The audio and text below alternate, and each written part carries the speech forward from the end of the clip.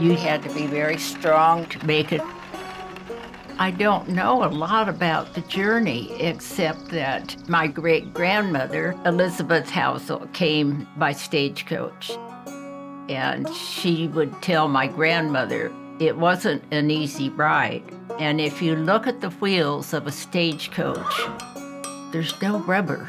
It's just metal on rocks. She didn't get to ride in the stagecoach the whole time. She pushed and herded the cattle as the stagecoach was moving. She walked half the way to California.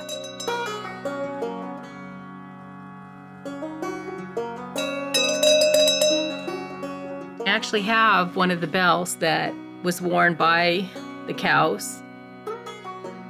I was given this and I've just treasured it just because of the sentimental value. Now remember, no bathrooms, nothing. They would huddle in a circle and fix a fire, and that's how they lived, coming across the country. It takes great determination to do that. I would say that the determination of the family came from her side because it wasn't an easy journey. Gold had been discovered in 1848. There was great reason to come out west.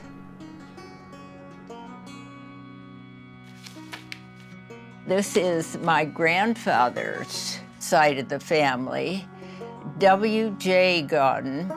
It was general merchandise, meaning it was the mall. It had everything. Henry Clayton Gaudin was my grandfather. That's a deer picture. Jean was 5 and I was 3. My grandmother never learned how to drive, and here was her son in the car business. Can you believe that he never gave her lessons or encouraged her to drive? He would have if he would have thought it would have sold her another car. Well, now that's true. My dad, George Gaudin, was a very determined person.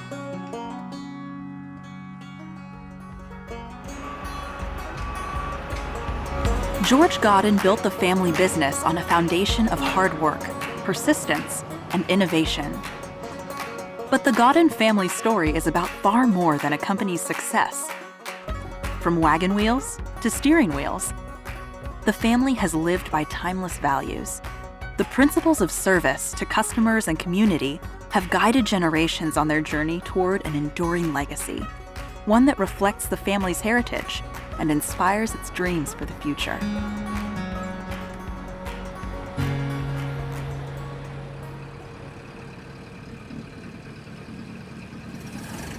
Dado had a dream for the automotive industry. He wanted everybody to have a car. He was selling Model A's or Model T's, and he would actually teach people how to drive. If you didn't know how to drive, he would take you out on a dirt road and give you a driving lesson. Then, of course, people were thrilled. Some people had never even been in a car. I don't believe Dado was in the car business strictly to make money. Of course, that's part of it. And you could also educate people, have jobs for other people, and help other people provide for their families. My first dealership, I worked for George. That's how I started in the car business, was through his direction and getting me introduced to the people at Ford Motor Company. Everybody that worked for George, if they wanted to be a Ford dealer and had any ability, and George thought if they had any ability, he could get them in the right place at the right direction. He always had a way to try and get people in. He had his pilot's license, and you could come out to the dealership there again and go for a free ride. He always participated in the parade in Salinas, and he had a car that had big horns on the front of it, and always liked to have people remember his name. When my grandfather first started selling cars in a rural farming area in Northern California, it was miles of lettuce fields, miles of alfalfa fields, of artichoke fields, and nothing else. Television hadn't been invented yet. Radio had been invented, but it was only used by the military. It was not public yet. George Gaudin was constantly tinkering with Ford products, trying to figure out ways to modify the Ford trucks his father had. That included taking the beds and the cabs off of Model T trucks and putting them on backwards so that the truck would go through the furrows in the lettuce fields without getting stuck in the mud. That was a commercial application of front-wheel drive, and certainly one of the earliest ones we've heard of. The other farmers around the area started to realize George got his lettuce to the farmer's market much quicker, so they would offer to pay him to help modify their vehicles. This is what got the attention of Ford Motor Company. There was somebody out there making Ford vehicles perform better for their customers than Ford was. He realized the opportunity that existed there, and in those days, most of the Ford franchises were bartered or awarded in trade for services. And this is how George Gaudin, at the very young age of 21 years old, became a Ford dealer. He really was a pioneer in so many ways. He never took no for an answer. So in all of the stories about my grandfather, he was ahead of the pack. He just was strong, very opinionated, incredibly generous and helpful, but really ahead of his time as far as the way he viewed women in the workplace, that women were completely equal, both as far as what they should be paid and their opportunities. And he really encouraged all of us to go for it, and that the sky was the limit. We could do anything we wanted to do, but it was really about the work ethic that would get us there, not being a woman, just giving it your all, and nothing can stop you. He was an early feminist. He always told me you learn how to take care of yourself. You don't rely on some man to take care of you. And he would tell me about stories during the Depression about women coming in with their little babies and the plea that their cars didn't get repossessed. And he said, it's never going to happen to you. You learn how to take care of yourself, which is a pretty powerful message in that time period. George Gaudin's legacy goes beyond company history. It's history in the making. The founder left a trail for present and future generations to follow. It's no secret that there are very few women in the car business, especially ones who are successful at the jobs that they're in. Many women are intimidated by coming into the dealership. They have a misconception that they might be overcome by salesmen. So that's why it was Gary's idea to start the woman-to-woman buying experience. How it works is that if a woman would like to make a private appointment to meet with me so that they can make intelligent buying decision, when they come in, they have already a name to come and see me, and then we have a private meeting and we figure out their automotive needs together. They feel comfortable with that, and it's worked out very well. You want your customer, the person you're talking to, whether it's a male or female, to feel like you're not taking advantage of them. You want them to feel like you're trying to help them decide whether they should get a new car, a used car, a truck, or a van. And at the same time, they're not thinking that you're a shyster or you're a high-pressure salesman. I let the customer tell me what they want, and then I try to help them with their goal. Integrity maybe came along with that. I learned so much from my grandfather about the way the patriarch of the family in those days approached his job. And that typically happened at family dinners. Mrs. Gaudin and Mr. Gaudin were real gentlemen and ladies. We've had a lot of people in the car business that have been, I call them spooky. And they didn't fit into that category at all. I can remember many conversations with my grandfather at his home in California when he'd talk about what was really important and what separated one family-run business from another, one Ford store from another.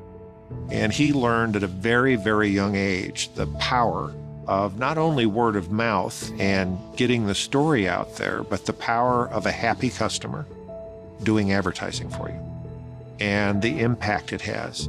Really, the genesis of that was that he became a Ford dealership in a barn on a lettuce farm in Escalon, California, really in the middle of nowhere in the 1920s. We have a couple cars that relate to where the family's begun and where they have become. So we have the tractor that's a Ford tractor to represent that the family started in farming. And farming actually ended up being a pinnacle in their life that kept them survived when the car business wasn't what it was needed to be. The only way his word was going to get around was by the voice of his customers. So that really burned deeply into his mind. And when my father and my uncle got into the business, he really trained them hard on that so that they didn't get far removed from the customer as their focus.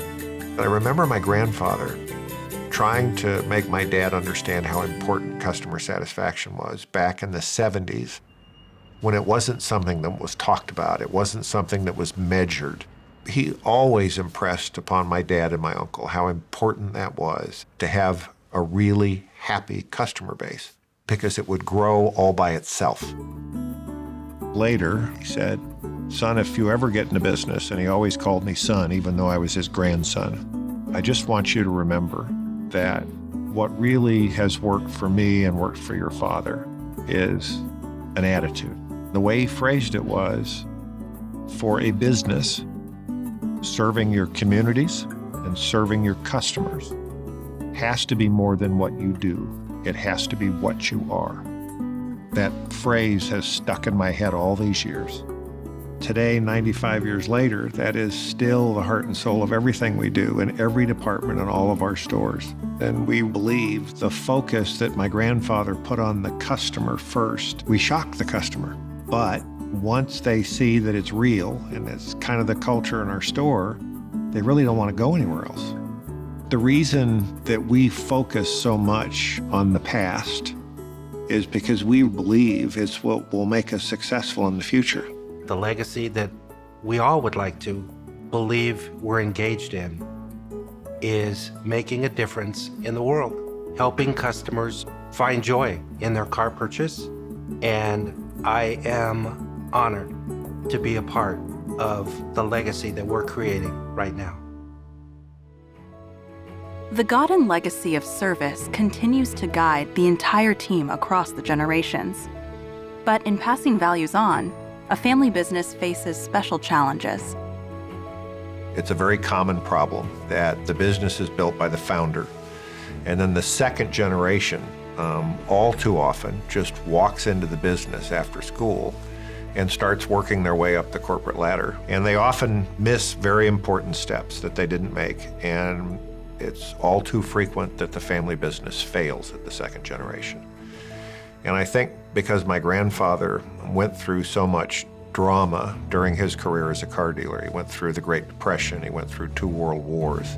So when my father came along and he expressed an interest in getting into the business, my grandfather said, "I think that's a great idea, nothing would make me happier, but you can't learn the business from me.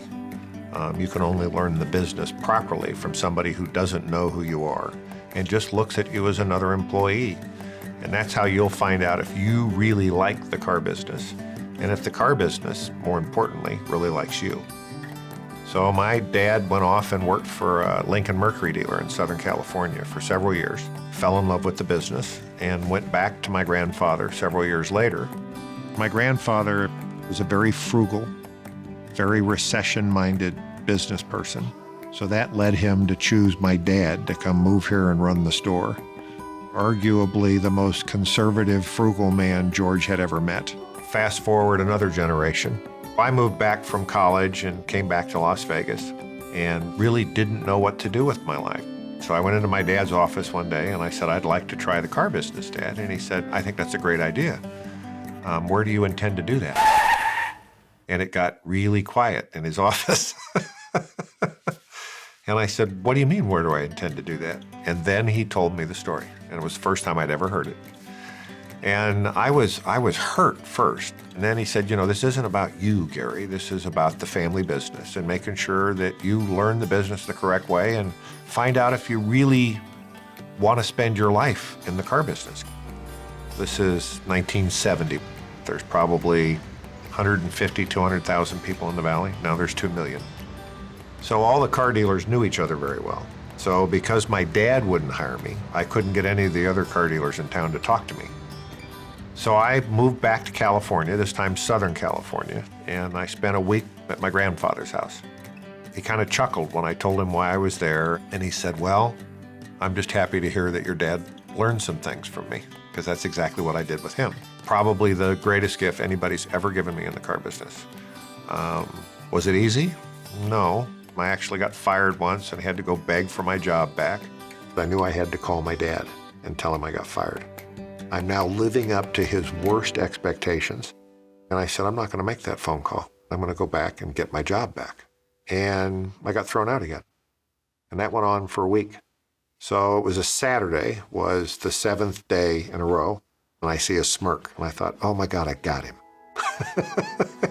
And he sat down and he said, are you going to do this for the rest of your life? And I said, if that's what it takes. He left the office and he came back in about 20 minutes. And he said, I got good news and I got bad news. He said, the good news is we're going to give you a second chance. What I didn't tell you is you have to go work on Shay's team.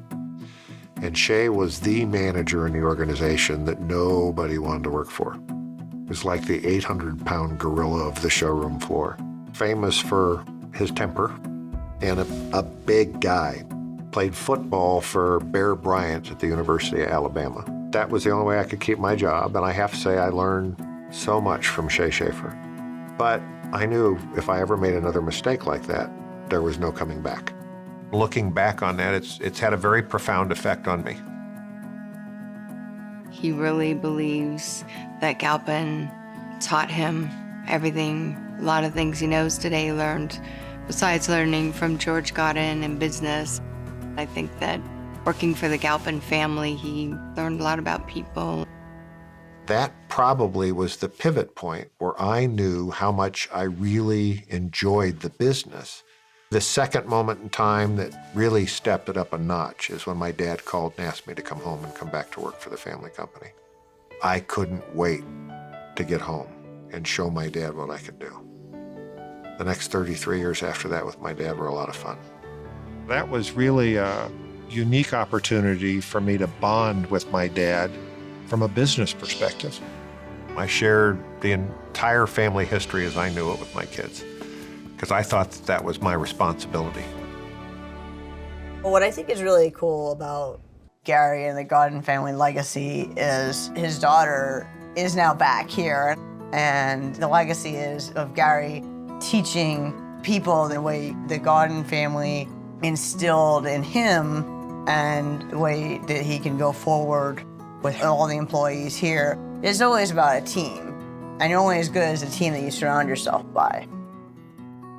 From their first days at the dealership, team members begin to learn the Gaudin way. This can be surprising, for the company's values come into focus with one simple rule. When I first started here at Gaudin Ford, I had a meeting with Gary Ackerman. I asked him, what's one thing you'd like to see happen here at the dealership? And I thought it'd be a real sophisticated answer with financial statements or a direction he'd like me to take the company. And he simply just said, take care of the customer and that'll take care of everything else. And that was it. It wasn't any more complicated than that. I think he calls it keep the main thing the main thing. Part of my job is delivering a best-in-class consumer experience. Gary just exudes great customer experience. And what's great about Gary is he shares his successes. A lot of dealers participate in consumer experience, but they don't want to share their successes with other dealers. Gary is a true partner and a true friend. I was with a group for 35 years, and when I finally did make the decision to come work for Gary, that all went out the window. because Gary sat me down and he made it very clear that the customer always comes first. And it was the first time I had ever heard that from a dealer principal, because the guys that I worked with and spent 90% of my career with, they were always look out for the company first. It was a real change in dynamics. It's really about having everybody in the store working together. And what's great is he has Wesley here. We don't look at it as a service customer or a parts customer or a body shop customer. It's a Gaudin Ford customer. And so that's really where everybody in the organization is always looking to help, not just for themselves or their department, but for everybody here at the dealership. Taking care of the customers, now that's said all the time in business, in all organizations, but until you really feel it and believe it and know it in your heart, then it's not going to come through authentically. At this dealership, you see it every single day. When I was first interviewed, Gary and Bill Cambridge sat me down and they explained that saying of honesty, integrity, and a willingness to work hard. And they told me that if I had those three down pat, that I would never have to look for another job the rest of my career. And I believe them, because here I am. So I've worked for 5 other organizations, and they said my biggest challenge would be is to eliminate my old habits and learn the Gaudin way of doing things. Everything Gary does within the business is ethical, and he shows that in the way we sell cars. There's no hidden things like you go to other dealerships. Same within the service and the parts department. Everything is done by the book, the way it should be done, the way George Gaudin did it, the way Mr. A did it, the way Gary does it now, and the way that the brands want you to do it. Perfect. Gary and his father, Don Ackerman, both honored George Gaudin's legacy of integrity. While Don Ackerman was mindful of the bottom line, he knew that treating employees well was the right direction to take on the road to success. We've always had an emphasis upon the customer, but we learned another thing over the years, is that if we take good care of our employees, if our employees are loyal to us and happy in their work, that's reflected and brings us loyal customers, happy customers. But without the employees first, the customer loyalty and contentment with the agency does not happen. How we relate to our employees really determines how they relate to our customers. And we have to treat them like they're part of our family. I didn't know anything about the Gaudin family at that time when I first started, but I very, very quickly understood the fabric of the company. And I'll give you the perfect example.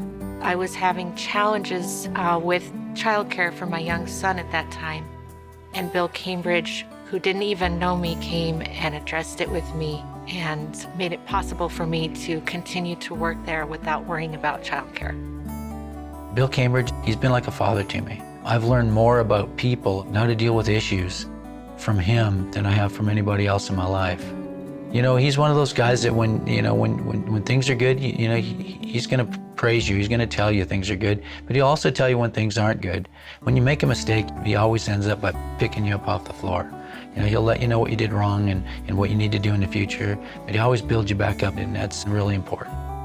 There is no way I would be sitting in this chair discussing my family legacy if I had not hired Bill Cambridge. I never had a brother. I hired my brother. I'd never make a business decision in my life, either pertaining to the car business or outside the car business, without consulting Bill. I never do anything in my life that's important without consulting Bill. If I had to say one thing that made a huge difference in my career, that word would be Bill. Gary has given me a lot of credit because I implemented what we did at Ford Motor Company in terms of integrity, being ethical. Eventually, we both put in accountability. But the fact of the matter is, we wouldn't have had a dealership if Gary wouldn't have came here. He brought leasing. They didn't even know what leasing was. He brought sales processes. They didn't know what sales processes were. He held mesmerizing sales meetings. They were that good. The funny thing about being around this family for so long is that you get to know the stories behind the stories. You get to know people's families, their joys, their trauma, their sadness, and we trust each other enough to share these things. And that's pretty special. When the recession hit in 2008, 2009, there was a few months where they weren't able to make payroll. And Gary, being the type of person he is, just kind of made payroll out of his own account. And just because he didn't want his employees to see the impact of what the recession really has. When things were at their worst, we had months where we shouldn't have made anything. I mean, if we put a pencil to it and bottom lined it, we probably would have owed them money that month. But that dealership never had a time come where you didn't take a check home. I've seen employees that have gone on hard times that the company supports way above and beyond what they are required to do. About 7 years ago, I got hit by a car in a crosswalk, and I went 56 feet in the air. It was a very, very bad accident. I broke my arm in half. I mean, I was out of work 6 months. And I got contacted almost daily by somebody here. And employees were there at my side. I mean, it was just amazing.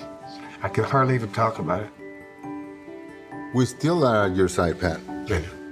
That 6 months, I was in a 3-day coma, and when I woke up, the first thing I saw were people I worked with. Just amazing. They could have got rid of me. Said it's 6 months, we can replace him. But they kept me on the payroll, and as soon as I got myself back together, I went right back to where I was. I know that there's been a lot of families that's had issues, and they've helped them very, very much. Even when I lost my daughter, they were all so good to me, and I think had it not been for the people who worked here at the dealership, I don't think I could have got over it. They like to help their families when they're in trouble. So I've seen that a lot over the 30 years I've worked here. One of my new employees, he's probably only been here about 4 or 5 months, and he comes and tells me, "Hey, look." I said, "What?" He gives me the envelope, and I open it. I go, "It's a birthday card. They sent it to me." Because Gaudin Ford sends the employees, everyone, birthday card, stuff like that. You know, it just makes you smile that the employees, something so small from Gaudin Ford, and it was hand-signed. You know, that means a lot. In the car business, it's such a treat to be able to have somebody that really cares about you and your family, whether it's financial support, time off, you know, wanting constant updates on people's families. Gaudin is a multi-generational family business, not just for the founding family. Many families have worked together from one generation to the next, finding fulfillment in the values that drive the company. We do something that you're not supposed to do. Just about any management manual you look at tells you don't bring family members into the business.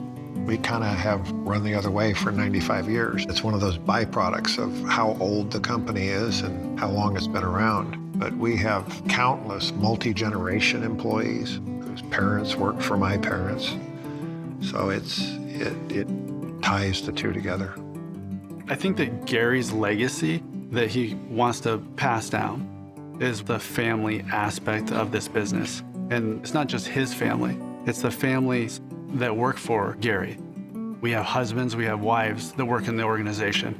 We have fathers and sons who work in the organization. And so his legacy isn't just passing down to his children, but passing down a place for these families and their children to work at. And I think that's just fundamentally different than most organizations. Here I am, a couple of years away from retirement, and I'm working with my son, and you know, Gary and I have been together forever, and it's just a great experience. And this is a great place to work, not just because he's my old friend and he's the boss. He's a very compassionate, very loyal, very much a caring man. Working for my father, even indirectly, has been a challenge. You know, my first couple of years here, I was Bill Cambridge's son. They soon found out that probably he wasn't going to listen to me. So that kind of broke down some barriers for me. I worked in every department. I've had to earn respect. I actually got suspended because I'm held as accountable as anybody else. You deserve that suspension, regardless of who it is. Felt I had to set the example. Brad has never worked directly for me. He always had to work for another supervisor and satisfy that supervisor. August 1st, 1997 was my first day of work. And, so the company has changed in a lot of ways in 20 years. However, there's one thing that stays the same, and that's that culture of family for those that are within this group. And so that's something that's not going to change, no matter what happens. My dad worked for the company for 17 years. I can remember during the summer times when he worked the late shift, I would go to work with him. When I became 22, I was talking to my dad one day, he said, Dad, this is a place I need to be working for. I don't want to work for any other company besides Gaudin Group and Gary and Bill. It goes back to the whole atmosphere of feeling like a family. Sitting down and speaking with Don Ackerman, Gary's father, things were done on a handshake, and the integrity was there.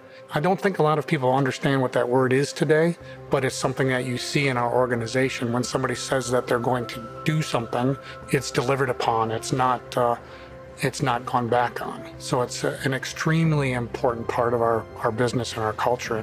When I started to work for Gaudin Motor Company, Don Ackerman office was right behind my desk. I was happy all the years I've worked here because I knew they respect the work you did. I knew that if I didn't do my job right, I would not be there that long. I was hired by Mr. George Gaudin and went to work for him June 1st of 1959. George Gaudin was probably the greatest boss that I ever had. He would always take time to listen to you. When you did a good job, you got to go fishing on his yacht, and that was down in San Diego. One of the greatest persons that I ever met in my life. It was just a pleasure to work for him. Kirsch's retirement party, I probably seen 50 people I hadn't seen in 10 or 15 years that used to work here. They came just to say bye to Kirsch or thank you for, helping me, pushing me along. As he would say, put a boot in your butt, get you moving.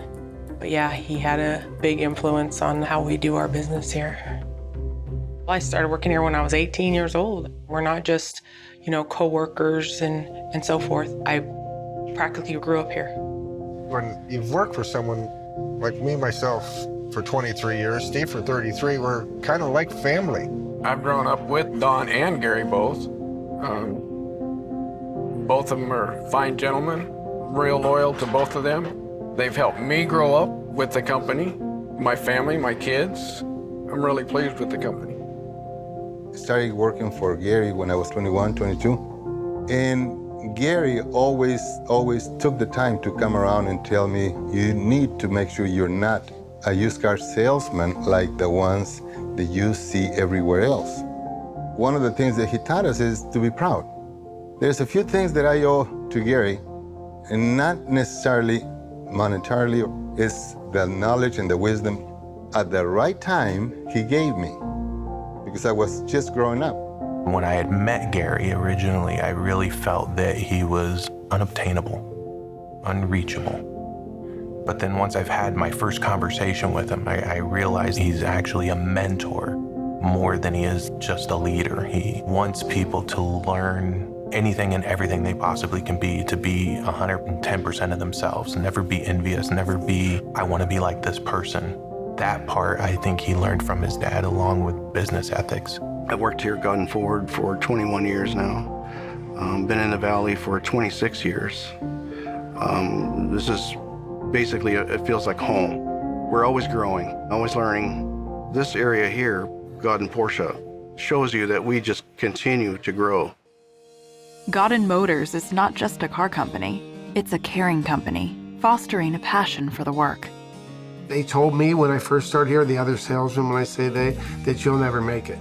They said you have too much heart, too much compassion. You've got to learn you're not going to make it.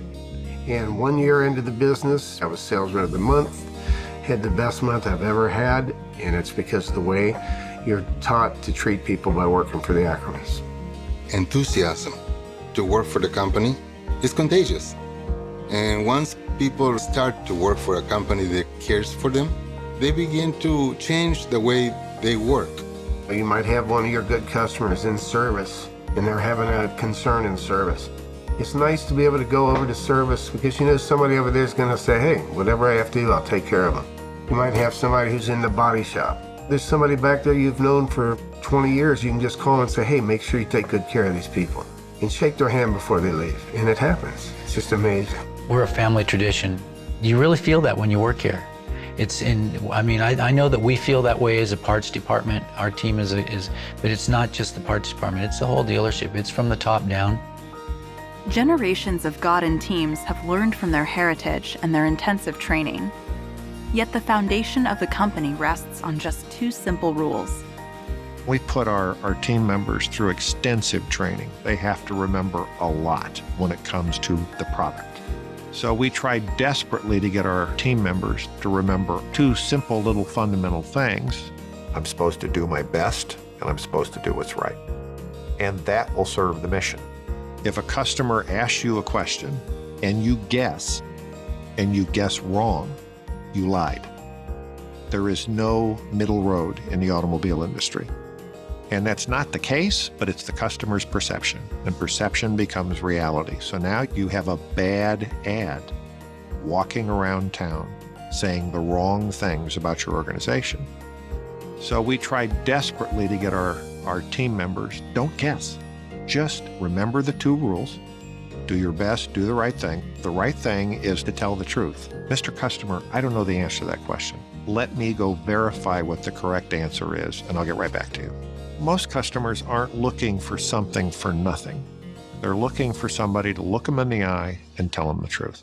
We do things in the Ackerman fashion, which is to be straight, honest with your customers and tell them everything. Don't hide anything. Bring it all out. That's where the integrity comes into the fold. We are a long, multi-generation family business that I'm fiercely proud of.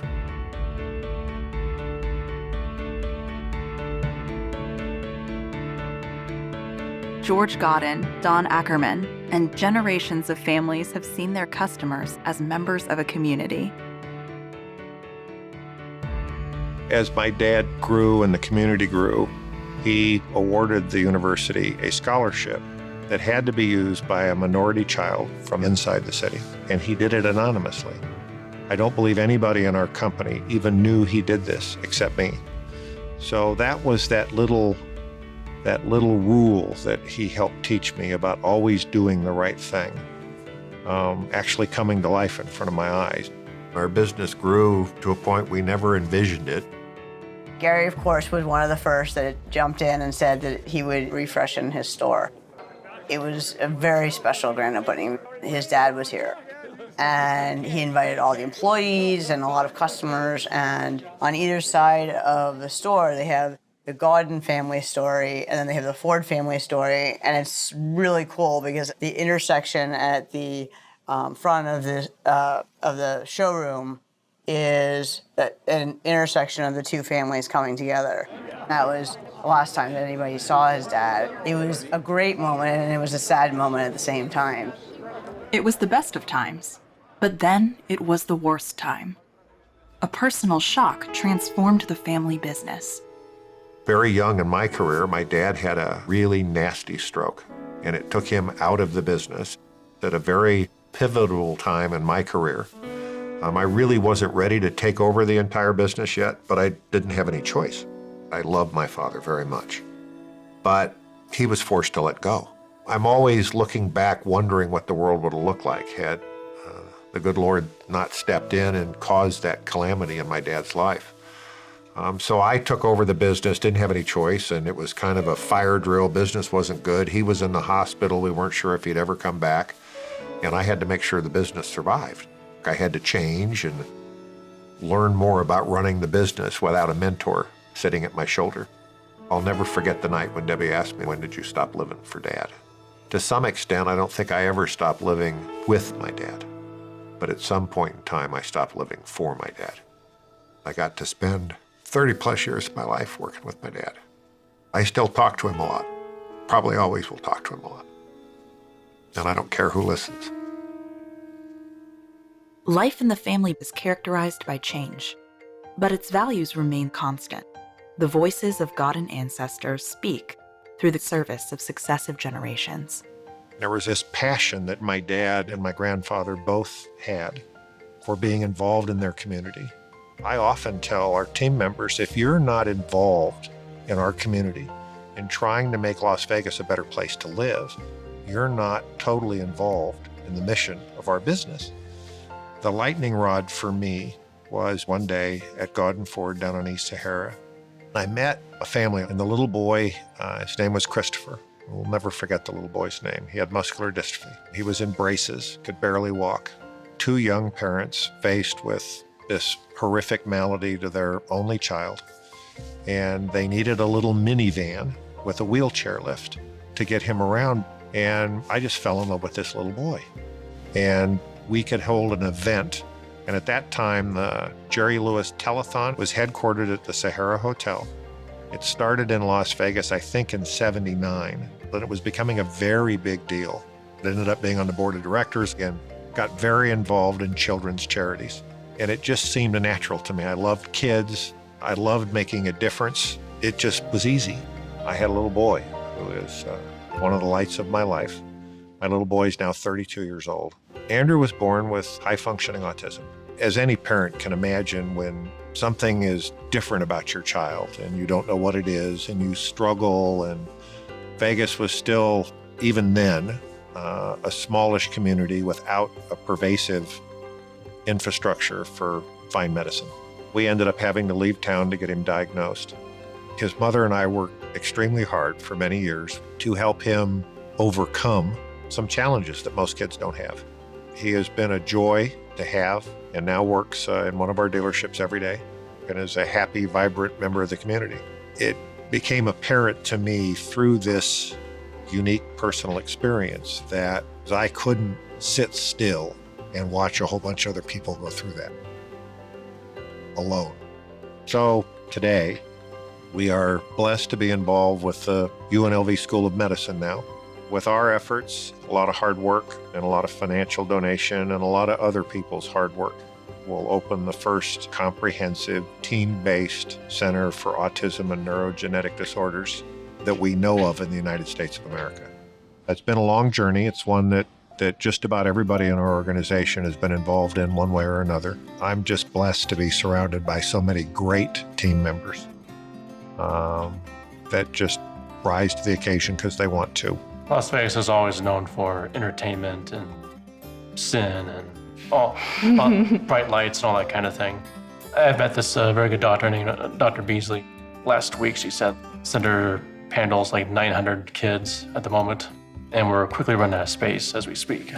So it's growing almost faster than we can build.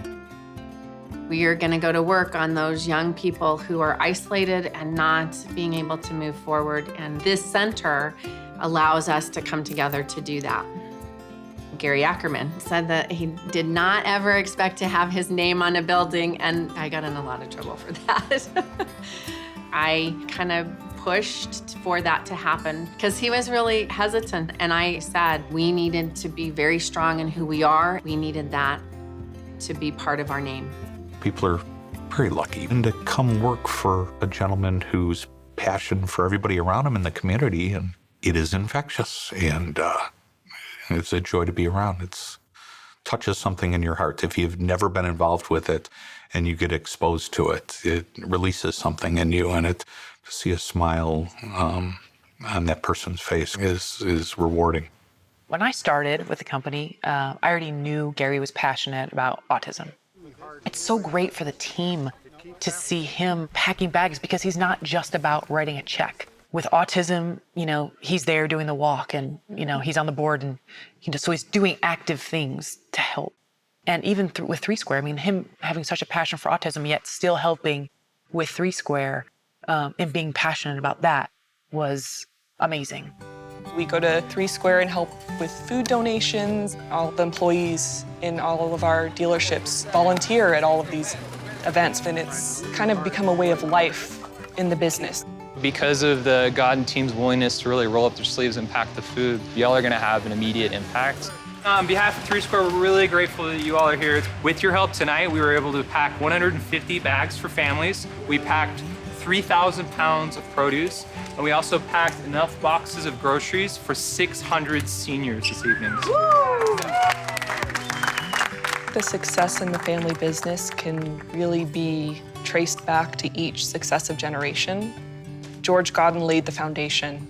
Brilliant, brilliant man that this all comes from. And then his daughter married my grandfather, Don Ackerman, and he kind of created the Vegas aspect of it and kind of laid all the roots down there. And very traditional, very brilliant man as well. Then my father came in and was able to grow in all these different advanced ways that a lot of dealerships weren't even thinking of doing yet. Gaudin's reputation as a visionary company led to its partnership with another automotive family that has a distinguished heritage of its own. I've been working for Porsche for 20 years now. Today, when I met the people working here, I think they are exactly along the route that I can see an ideal Porsche center behave for our brand. It's fascinating to see the parallels between our brand, which is very much based on family, on the tradition, on the story behind the scenes. Of course, also it's all about great cars, it's innovation, it's performance, but it's also about the family behind it. It's more about who you are, what you do, and being a trustable person, being active in the community. And I can see all this here with Gary Ackerman and his family, and of course all his employees that are part of that family as well. Enjoy this auspicious occasion, drawing strength from the past as they travel the road to the future. I have a lot of family here tonight, so it's great that two families that have history in the car business together can kind of join forces. We're very proud of our partnership with Porsche, and we look forward to a big future in this facility.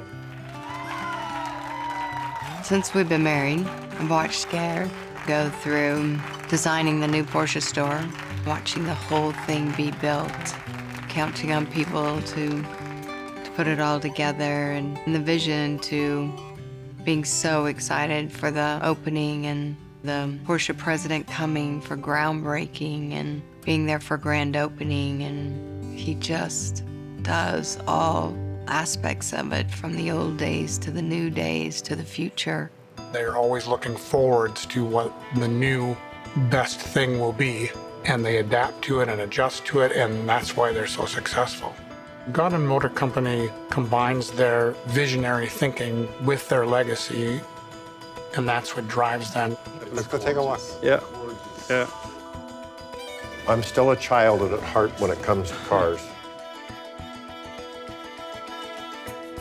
I almost hate the word legacy attached to me. It would be beyond my wildest dreams for the family story to continue when I'm gone. I can't control that. All I can do is set the table and hope somebody picks up the right fork at the right time. To bring it full circle back to the genesis of our business, I remember my grandfather, he said, what really has worked for me and worked for your father is an attitude. It's not a rule. It's not something that you can buy or write in a rule book. For a business, serving your communities and serving your customers has to be more than what you do. It has to be what you are. Really, what makes you different is the ability not only just to remember a phrase, but to wake up in the morning and feel that way. That's what makes the difference.